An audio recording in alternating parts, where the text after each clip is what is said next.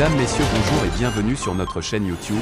Ici nous vous donnons la clé, alors si vous êtes nouveau, abonnez-vous et cliquez sur la cloche de notification pour ne plus rien manquer. Cela fait, on peut commencer.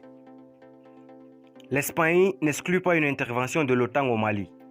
Alors que la nouvelle doctrine militaire de base de l'OTAN qualifie le terrorisme et la migration de menaces hybrides et désigne le flanc sud comme une nouvelle source de risque pour la stabilité, Madrid n'exclut pas une intervention de l'Alliance au Mali, rapporte l'agence Ecofin. Le ministre espagnol des Affaires étrangères, José Manuel Álvarez, a déclaré jeudi 30 juin qu'il n'excluait pas une intervention de l'Organisation du traité de l'Atlantique Nord au Mali, si nécessaire, après l'inscription dans le nouveau concept stratégique de l'Alliance du terrorisme et de la migration comme une menace hybride, que les puissances hostiles pourraient instrumentaliser pour saper sa stabilité. Interrogé sur une éventuelle intervention de l'OTAN au Mali, en marge du sommet de l'Alliance à Madrid, le chef de la diplomatie espagnole a répondu à la station de radio locale RNE « Non, nous ne l'excluons pas. Si c'est nécessaire et si cela représentait une menace pour notre sécurité, nous le ferions », a-t-il ajouté.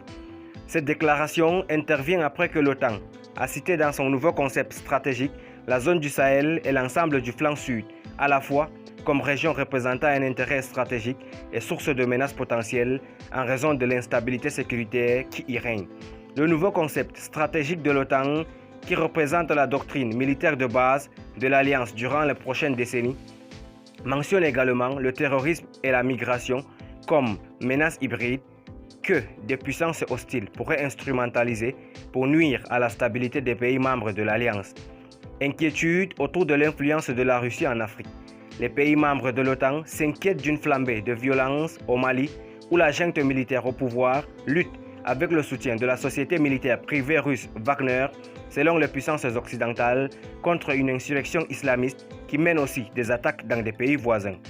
La dernière section du sommet de l'OTAN tenu à Madrid du 28 au 30 juin a porté sur les menaces et les défis au Moyen-Orient, en Afrique du Nord et au Sahel. Quelques heures avant l'ouverture de ce sommet, le chef de la diplomatie espagnole s'était alarmé de la présence russe croissante en Afrique et plus particulièrement en Afrique du Nord.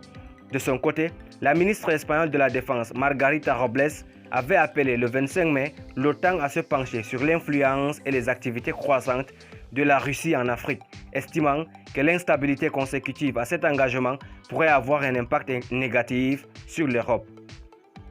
L'expansion des opérations de l'État russe et des sociétés de sécurité privées, telles que le groupe Wagner, dans des pays comme le Mali et la Libye, est claire, a-t-elle dit, ajoutant que l'OTAN ne peut rester indifférente face à cette situation qui constitue une menace inquiétante.